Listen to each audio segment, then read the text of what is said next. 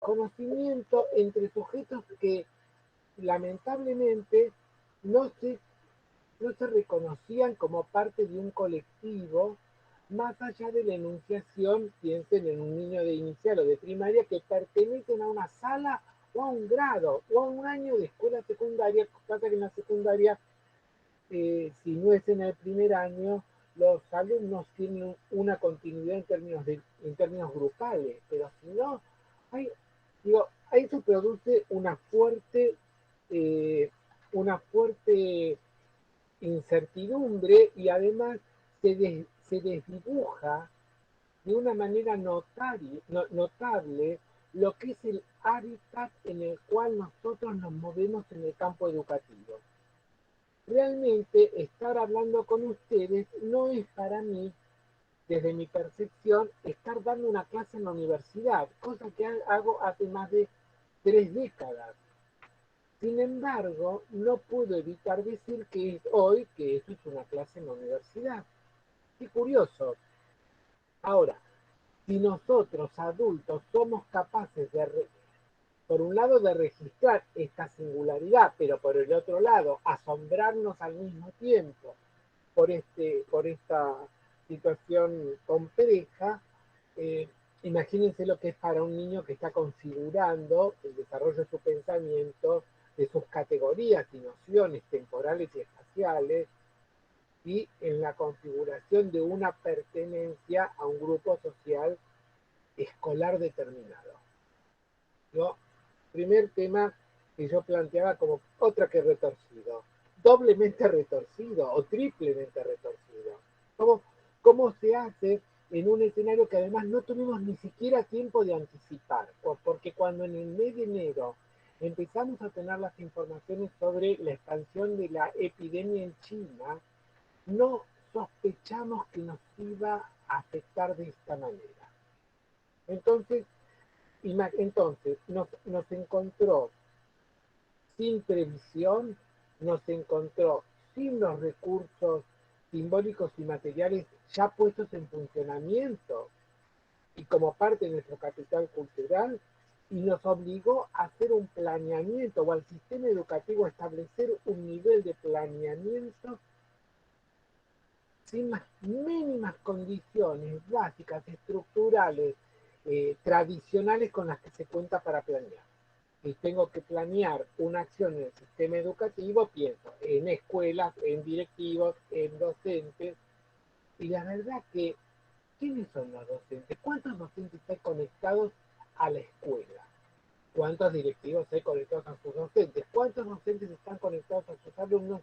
¿En qué frecuencia? ¿Y cuántos alumnos están y no están conectados? Digo, hoy las Naciones Unidas hará cosa de 20 días planteó que hay 24 millones de estudiantes en el mundo que han perdido la escolaridad. Es decir, más de la mitad de la Argentina estaría fuera de la escuela, de toda la población de la República Argentina. ¡Wow!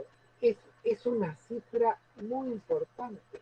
Entonces, no es que no tenemos escolaridad, tenemos una escolaridad sin ir a la escuela, sin la materialidad de lo escolar.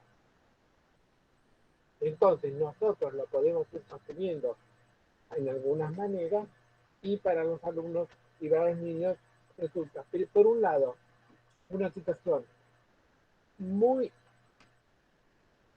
novedosa, pero también a esta altura del año que produce alto nivel de fatiga. ¿Ustedes no están cansados de los Zoom? ¿Ustedes no están cansados de las conexiones remotas? ¿Ustedes no están cansados de hablarle a una pantalla sin saber la reacción del otro? Y a ustedes yo les agradezco porque están las cámaras encendidas, pero cuando veo fotos, y podría nombrar a algunos de ustedes que han puesto fotos, Verónica se escondió, digo, nada, pero no estoy planteando la cosa en términos personales, es como muy, y bueno, Cintia nos dice no tengo cámara. Entonces uno como docente tampoco puede advertir cuáles son las reacciones, eso que nosotros como lenguaje gestual y corporal desarrollamos en el marco de una clase. Entonces hay una fatiga del campo del intelectual en términos de operaciones del cerebro mucho mayor a lo que hacemos dentro de una clase. Y además dentro de una clase, y todos nosotros lo hacemos, nos distraemos, preguntamos algo al compañero, miramos si llegó un WhatsApp o no llegó, bueno, hacemos muchas otras cosas. Tomar clases no es estar con la atención 100% al mismo tiempo. Y aparece una figura además curiosa, que es lo que estoy mirando a la izquierda de la pantalla que dice grabando. Cuando nosotros estamos en una clase presencial escolar, no la podemos reproducir tal cual será si la interrumpimos y la volvemos a empezar.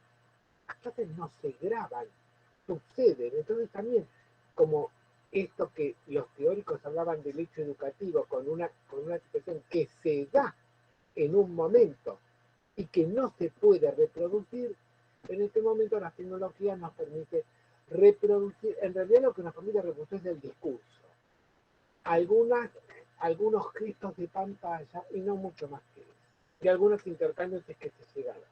Entonces, la verdad que estamos en una escolaridad con un nivel de materialidad diferente al que estábamos acostumbrados a, a, a llevar adelante. El otro tema es que además nos encontramos en una situación fuerte de una situación de partida desigual. Y la desigualdad se produce en términos sociológicos, diríamos en términos de posición y de acceso a las tecnologías. No es lo mismo disponer de una computadora en la casa que se comparte con un padre que está haciendo teletrabajo, con un hermano que también tiene que ir a la escuela, y un solo dispositivo o un solo celular, como es en los casos de chicos de villa que a veces tienen que ver el modo de conectarse porque le consumen los datos, o donde hay más de un dispositivo de conectividad.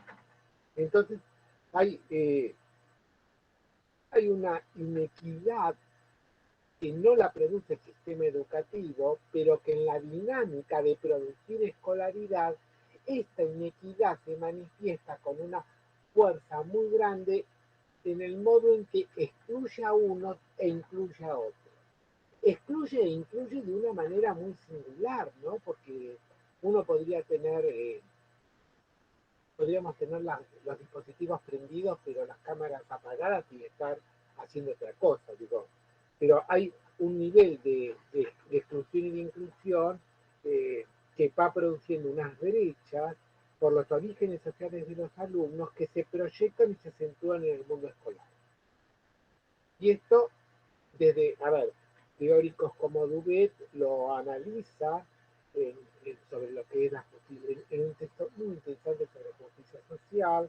Hay estudios de Bourdieu-Passerón, y de Bourdieu fundamentalmente. Sí, nos deja, bien, Carolina, la educación remota nos deja quizás más expuestos, o, o lo que expone es, hay un texto de Bernard Charlotte sobre el lugar del saber.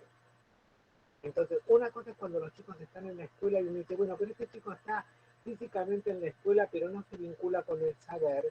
Y otra cosa es, en esta condición, las vallas o los obstáculos que además aparecen para vincularse con el saber.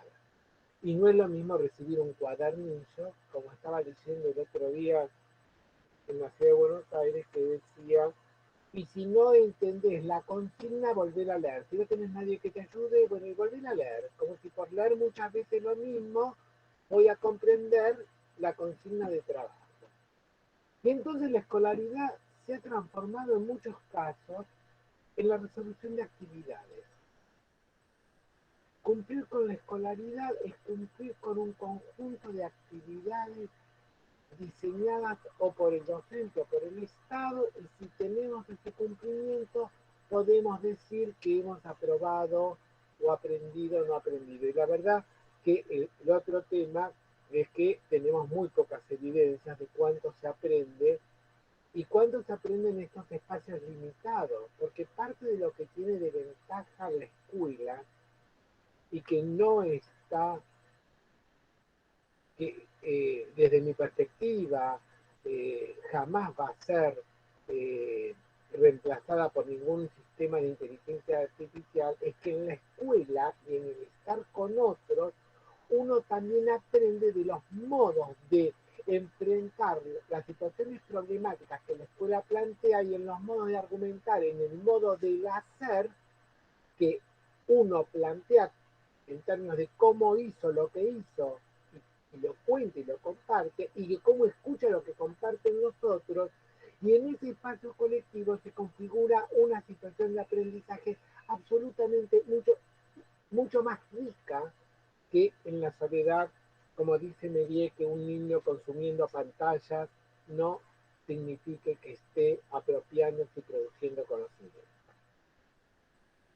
Entonces digo, tenemos dificultades o brechas por los orígenes sociales, pero también existen una inequidad en términos de propuestas pedagógicas o de actividades que reciben los estudiantes cuando hay discrepancias tan notorias entre quienes tienen diferencias en los accesos a bienes y servicios.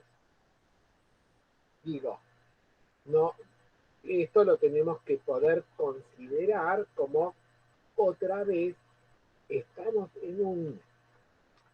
A ver, por lo menos tenemos que revelarnos intelectualmente a este tipo de injusticias y aceptar que esto que es injusto, porque no es que hay una promoción de la injusticia, digo que hay una situación, perdón, voy a tratar de ponerme el micrófono así, ahora se escucha un poco mejor, así se escucha mejor, porque, bien, digo, a ver, no es que hay una propuesta de, de producir injusticias, pero una situación injusta, absolutamente injusta. Y estamos entonces, lo que tendríamos que hacer es revelarnos, aceptar que la injusticia es un orden social natural. De ninguna manera, nos tenemos que oponer, tenemos que enojarnos, tenemos que fastidiarnos con la idea de lo injusto, y sí tenemos que mostrar las desigualdades porque afectan tanto en las oportunidades como en las posiciones. Y Sí, entonces, con bueno, esto, perdón que le interrumpa. por Lo que favor, decíamos antes, cómo abordar un problema retorcido, nos muestra que por debajo hay otros problemas retorcidos. Yo le decía, si se interrumpían las clases hace 20 años, no hubiera sido, se hubiera interrumpido de una manera pareja para todos, no hubiera sido este problema. Y si todos tuviéramos conexión, la interrupción tampoco hubiera sido un problema de la misma dimensión. Es un problema de esta dimensión porque estamos en una serie de realidades muy distintas. Y además con aristas muy grandes. Se podría tomar una decisión política, decir, suspendo todas las clases para la escuela pública por un año y pago los salarios. ¿Qué pasaría en las escuelas privadas si tomamos la misma decisión? Por ejemplo.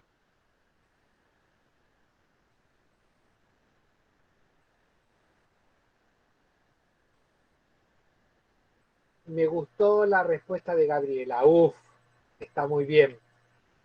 A ver, imposible. A ver, claro, el tema ahí, lo que plantea Gabriel, que es sumamente interesante, es que ahí se dan dos fenómenos. Uno, que la escuela privada tiene un, una, una variable económica en términos casi de mercado, lo diría yo, que quizás no le sería imposible sostenerla.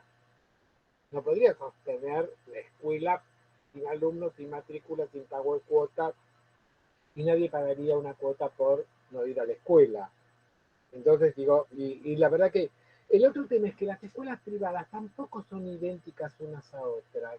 Hay escuelas privadas que están proponiendo desde 14, 15, 18 Zooms por semana, otras uno, otras ninguno y correos electrónicos. Digo, el panorama es absolutamente heterogéneo y les pido eh, que lo tengan en cuenta para no pensar que toda la escolaridad privada se comporta de la misma manera y que también hay escuelas privadas que atienden a distintos sectores sociales de la población.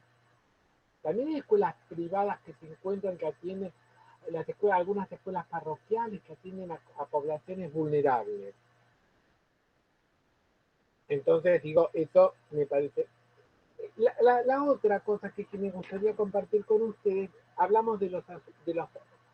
A ver, hice como una pequeña entrada a los alumnos y a la familia. Y los docentes también se ven afectados por esta crisis. Digo, y son los actores. En primero, porque además el tema de la incertidumbre, el no saber cómo iba a suceder esta escolaridad. Y los maternales están muy mal, es cierto, pero voy a volver después, contesto algunas cosas que están planteando. El otro tema es, a ver, en términos de trabajo docente, a los docentes también nos ha costado establecer previsiones respecto de los efectos de las intervenciones didácticas, y entonces también hay una pérdida del control de la enseñanza. Parte de la práctica profesional docente se configura en que el docente es un sujeto que controla la enseñanza. El modo de control es, hay otro costal, sería otro tipo de enfoque que no lo voy a tomar ahora. Entonces, por otro lado, el vínculo docente-alumno también se ve interferida o se ve afectada a veces, o perturbada a veces por la interferencia de los padres adentro de este ámbito espacial donde las cosas se hacen en casa, a veces con apoyo, sin apoyo. Hemos visto situaciones en padres que les soplan a los chicos desde atrás para que resuelvan el problema de la escuela. Yo digo, eso no pasa en el aula. Un maestro va al aula, cierra la puerta, da la clase. Digo, no tengan los padres diciéndole desde la ventana 4 por 8 es 32, no le gritan desde la calle esas cosas, no, las cosas no suceden. Ahora esa perturbación también afecta el trabajo docente, porque también el docente se ve expuesto, se ve examinado por un padre en una posición externa que lo mira, lo evalúa y a veces desde la perspectiva de su propia experiencia como alumno, que pasó hace ya 30 años. Entonces, digo, es una situación complicado. En otros casos, hay padres que no pueden ayudar a sus hijos. Si el alumno se encuentra en soledad, el niño o el adolescente o el joven, se encuentra en una soledad para resolver la actividad sin el apoyo, la ayuda, inclusive esa pregunta que a veces solo es la pregunta para construir confianza. ¿Cuántas veces un alumno hace una pregunta, no porque no sepa la respuesta, porque necesita la reafirmación por parte del docente para seguir avanzando? Ahora, en la soledad de la casa, cuando la escolaridad deja de ser colectiva o esta cuestión colectiva se vuelve difusa o borrosa, entonces, eh, entonces el problema es que se van ampliando los problemas educativos y para el aprendizaje y para la enseñanza de todos los que participamos de esta acción de educación. Entonces digo, me parece que también aparece una situación en donde es muy difícil reflexionar sobre la acción. Parte del trabajo docente es la posibilidad de reflexionar sobre la acción. Disculpen si no contesto todos los chats también que van apareciendo, porque a veces giro la cabeza y ya se baja, se sube, se baja, así que disculpen. Digo, ¿cómo se reflexiona sobre la acción cuando uno no tiene el control de toda la acción que sucede? ¿No? Qué difícil. Porque mientras va sucediendo la clase, el docente, cuando estamos en el aula, controlamos nuestra acción, porque hay una reflexión en la acción. Después uno puede hacer una reflexión sobre la acción a posteriori, Pero el docente, hay un texto muy lindo que se llama El docente intuitivo, donde muestra que los docentes tenemos unos esquemas que nos permiten, un esquema de intuición en términos de acción, que nos permiten reflexionar rápido, en una velocidad y una rapidez en la acción que nos permite intervenir, generar respuestas incluso en términos de lo temático, pero además como un agente de tránsito regulando el movimiento y las acciones de los chicos. Cállate un poco, espera todavía, ¿no ves? Nosotros hacemos otras cosas al mismo tiempo.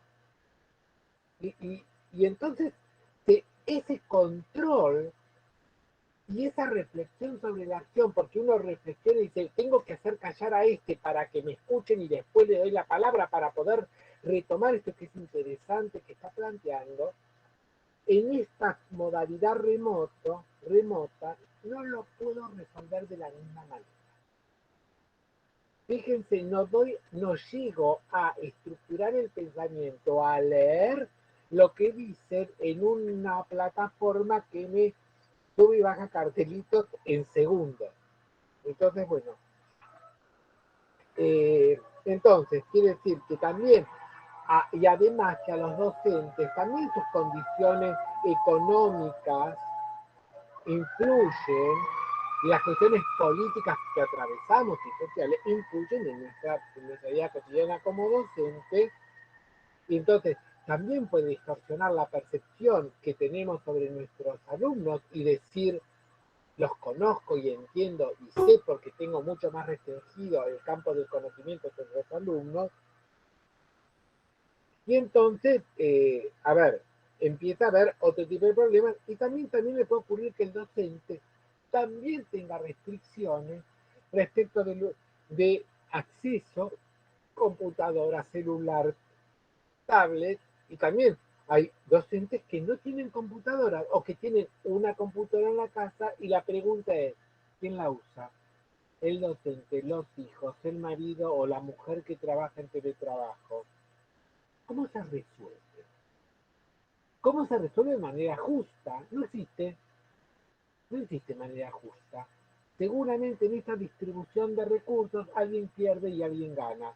Y lo que a veces sucede es que alguien gana poquito. El que gana no gana ni siquiera mucho, gana poquito.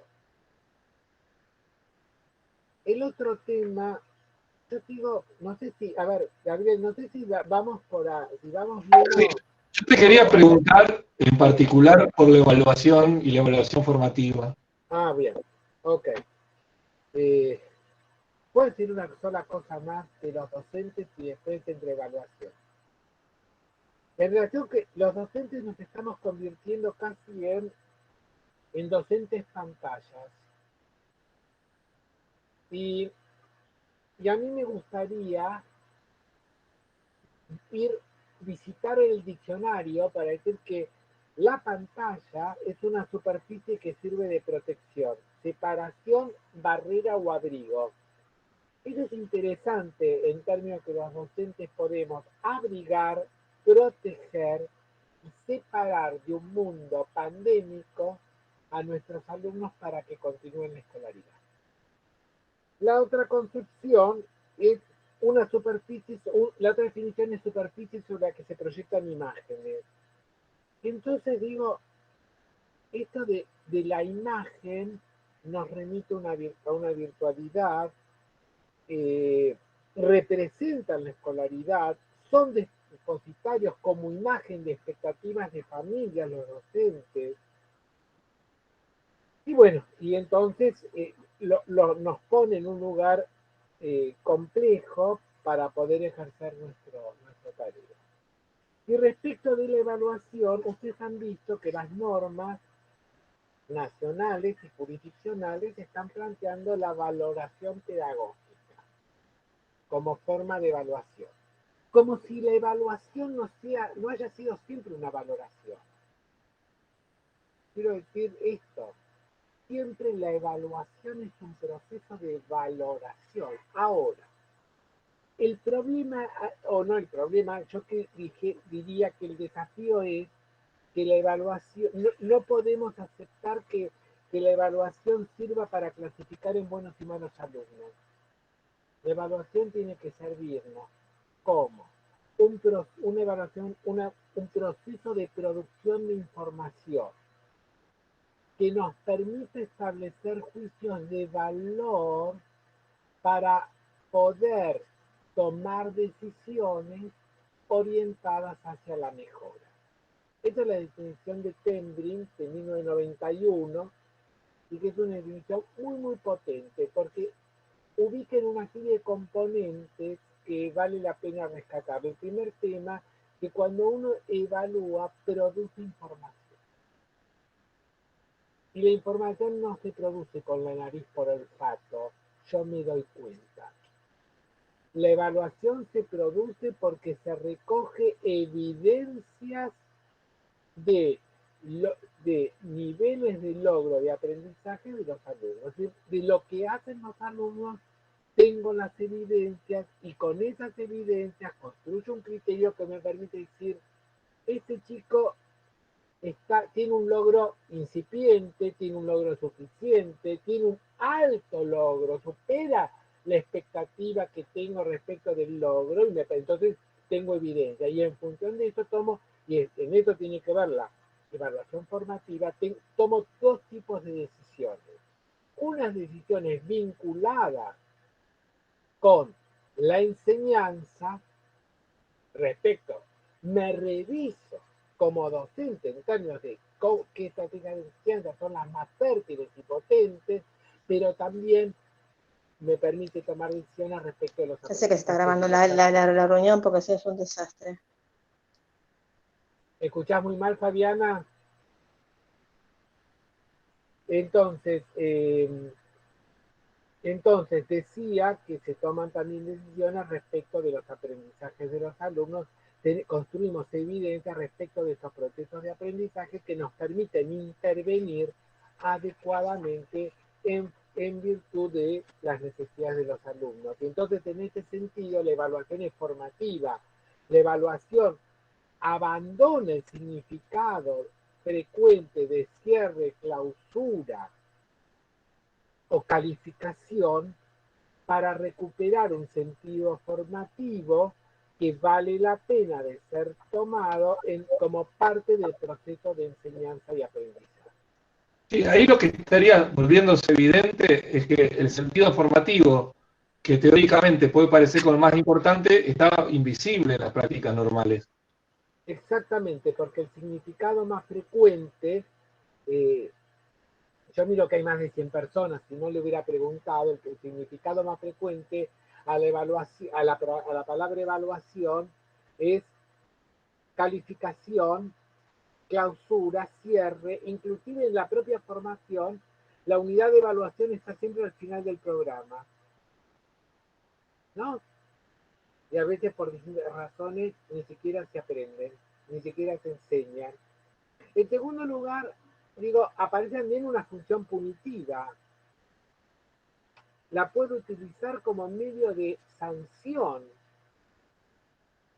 Ahora tomo pruebas, se portaron mal, entonces tomo a prueba a ver si se pueden portar tan mal, significa que saben mucho. Entonces yo tomo una prueba para saber si saben mucho o no saben.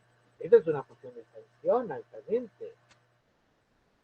Y entonces digo, ¿de qué manera utilizo los recursos de la evaluación para para no administrar premios y castigos, sino para avanzar en un proceso formativo? Y entonces las normas que sí dicen que tenemos que ir hacia un modelo de evaluación formativa, lamentablemente la explican poco. ¿Qué es una evaluación formativa? ¿Y con qué instrumentos se evalúan para poder decir que estoy evaluando en una evaluación formativa? Entonces lo primero que les diría es que los instrumentos de evaluación que utilizamos tienen que ser semejantes a los instrumentos con los cuales enseñamos.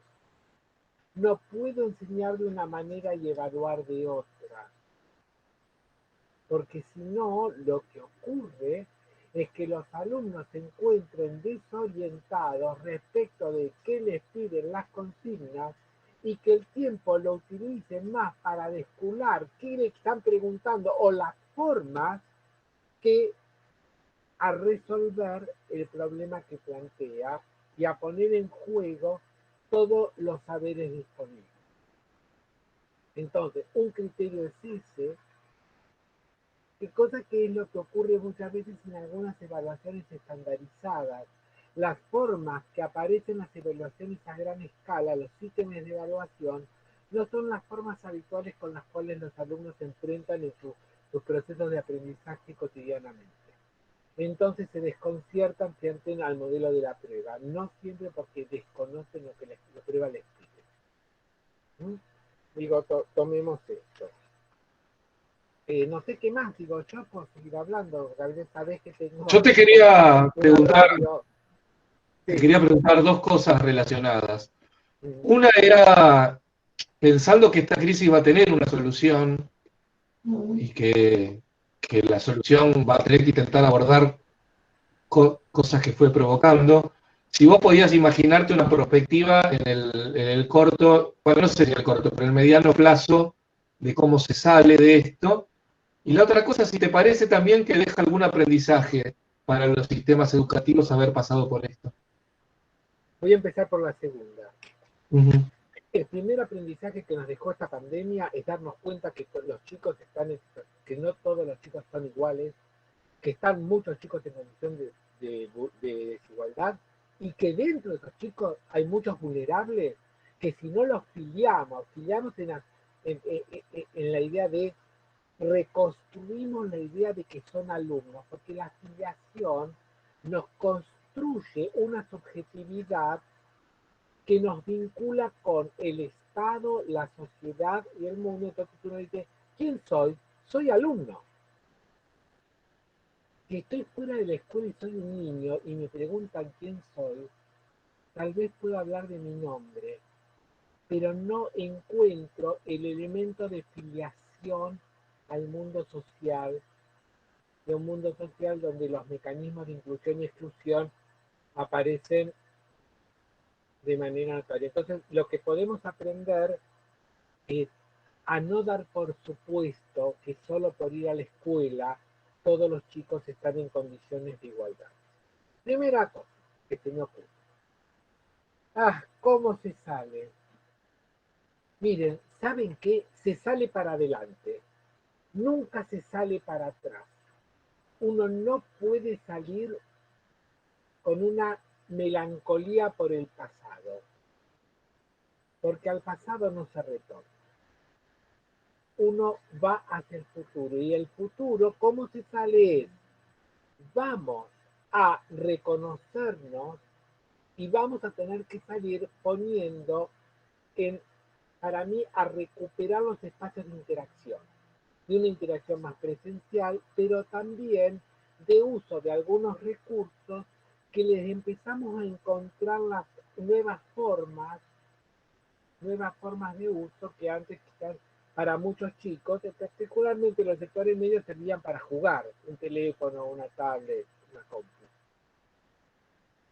Se va a salir creo que, yo no tengo todas las respuestas cómo se sale, si no sería el dueño de la UNESCO, pero el dueño, nada de presidente, nada de cargo, dueño. Pero sí me parece que también se sale estudiando mucho cuáles son los nuevos desafíos que nos presenta este mundo respecto de una escolaridad con mayor sentido, porque hay una investigación que ha hecho la Federación de Centros de Estudiantes de la República Argentina de Escuelas Secundarias, que encontraron que lo que le pasa a muchos alumnos nuestros de la escuela secundaria es que no le encuentran sentido a las actividades que propone la escuela. Entonces, ¿cómo se sale? Recuperando sentido, el sentido de la escolaridad. Tenemos que preguntarnos entonces cómo construimos sentido en nuestras propuestas de enseñanza que haga que los alumnos recuperen la idea de que ir a la escuela vale la pena, y que vale la pena no solo porque me encuentro con otros, sino porque vale la pena porque aprendo a enfrentarme con problemas complejos del mundo social, natural y científico, y cuando digo científico de todas las disciplinas escolares, que la escuela me permite aventurar respuestas e inclusive me valora cuando me equivoco, tal cual ocurre en la ciencia. Porque yo les quiero contar que los científicos tiran mucho más a la basura de lo que, mucho más cosas van a la basura de los resultados que se establecen como varios y que funcionan bien. ¿Saben cuántas proyectos de vacunas habrán tirado a la basura y encontramos que andan 6, 8 dando vueltas por el mundo? Cientos de ensayos que a veces no funcionan. Pero la escuela tiene que ser un buen lugar, y la universidad también, para ensayar modelos de respuesta que aunque después no lo podamos validar, valgan la pena el esfuerzo en términos de desarrollo de una capacidad de análisis, de poder llevarla a la práctica, aun cuando el resultado no sea correcto. Sino, es decir, aceptar resultados incorrectos, pero que den cuenta de un proceso de reflexión y análisis profundo que permita al alumno volver sobre sus pasos y buscar otras alternativas de solución. Y que pueda contrastar lo que piensa con otras evidencias y con otros, construir respuestas más completas, más integradas, más articuladas, porque el conocimiento no se hace en soledad. Y la escuela es el mejor lugar para aprender a hacer con otros. Y con otros que sean diferentes a nosotros mismos. Eso es lo que me parece que por ahí vamos a salir. Bueno, muchas gracias. Yo quería dar la oportunidad para 2 preguntas más, si alguien quiere hacerle, así no tomamos más el tiempo. Alberto, si alguna persona más quiere preguntar algo, que habilite el micrófono y se lo pregunte. Les agradezco los elogios, simplemente comparto reflexiones que muchas de ellas que son elaboradas conjuntamente con Gabriel y con 2 colegas más que acá no están, pero que son maravillosas también. Natalia Gardini y Marisa Álvarez. Si Natalia tiene el práctico, una continuación. Nosotros cortamos, vienen los prácticos y una de las comisiones es Natalia. Así que vamos a poder seguir charlando. Y hay otro texto que también hicimos con Marisa y con Natalia que está optativo para verlo.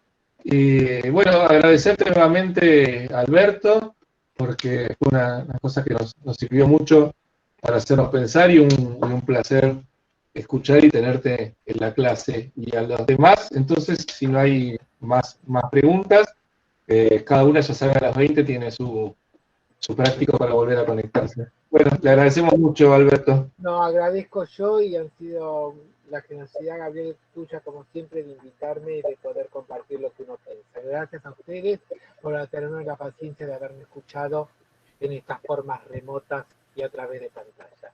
Ya nos encontraremos en algún momento presencialmente y nos saludaremos hasta con abrazos. Nos vemos pronto.